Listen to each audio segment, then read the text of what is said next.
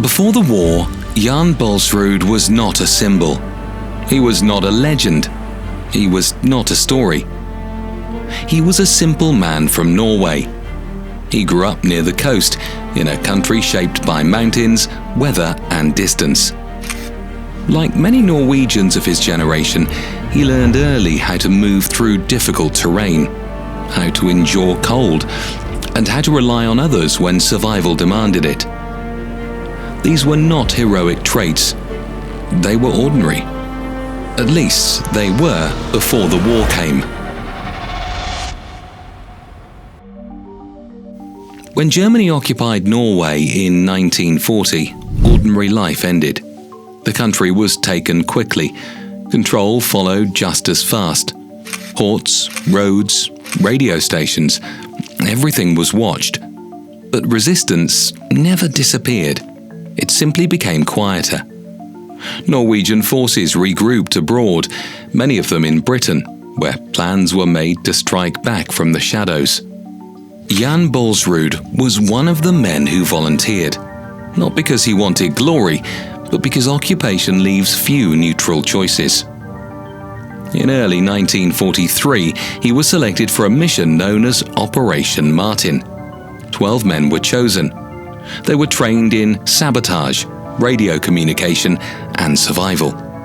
Their task was to return to northern Norway, make contact with the resistance, and prepare attacks on German installations. They knew the odds. Missions like this rarely ended quietly. Still, they went. In March of that year, their fishing boat crossed the North Sea, under cover of darkness. The journey was long, cold, unforgiving. When the coastline of northern Norway finally appeared, it should have meant relief. Instead, it marked the beginning of the end. The boat was spotted before the men could disappear inland. German forces opened fire. Bullets tore through wood and metal. The men jumped into the freezing water and ran for shore. Some tried to escape along the coast, others inland. The mountains watched. By the next morning, German soldiers filled the area. Dogs searched the snow. Aircraft circled the valleys. The hunt was thorough. One by one, the resistance fighters were found. Some were shot immediately. Others were captured, interrogated, and later executed. By the time the search slowed, 11 of the 12 men were gone. Only one had vanished into the interior. His name was Jan Baalsrud. Jan moved away from the coast toward the mountains.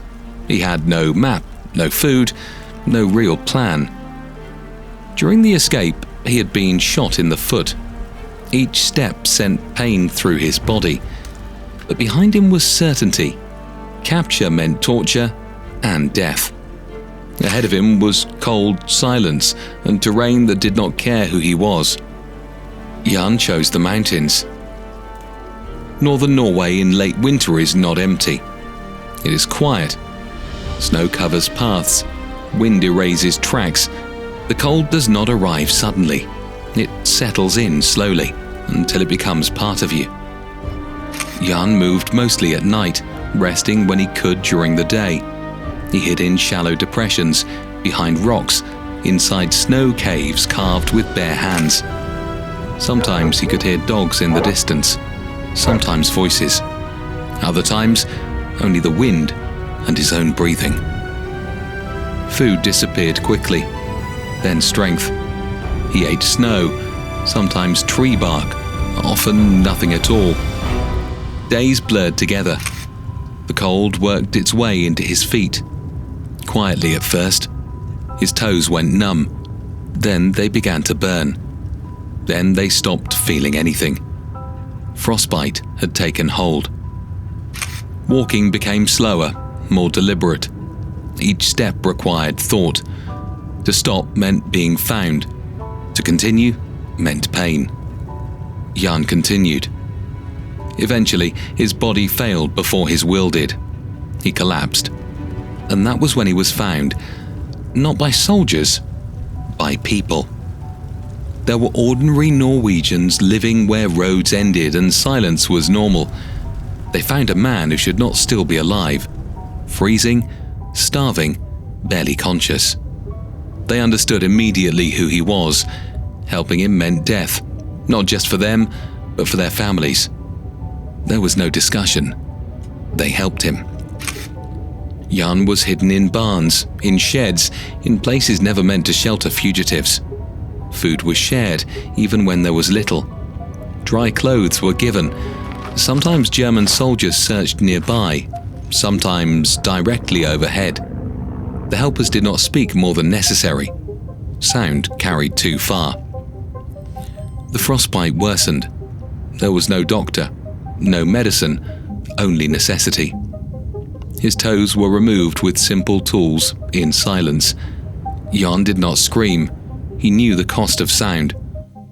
After that, he could no longer walk. A new problem emerged. If Jan was to survive, he would have to be moved.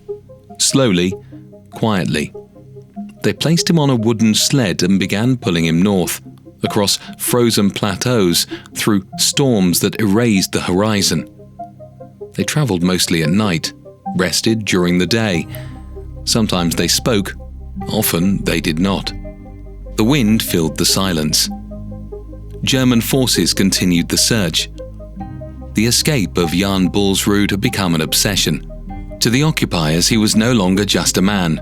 He was unfinished business. But the mountains had already taken him in. After weeks that felt like a single, endless night, they reached the border. Sweden, neutral ground. For the first time since the mission failed, there was no one following. Jan was taken to a hospital. Doctors struggled to understand how his body had endured it. He weighed almost nothing, but he was alive. Jan Baalsrud would never fully recover. The mountains took their price, but they also gave him something back. Time. The story of the 12th man is often told as a story of survival, but it is also a story of choice, of people who did not resist loudly, but quietly, who did not seek recognition, who simply acted. Out of 12 men, only one survived. But he did not survive alone. In the far north, during a war that tried to erase compassion, it remained. And the mountains remember. And now, so do we.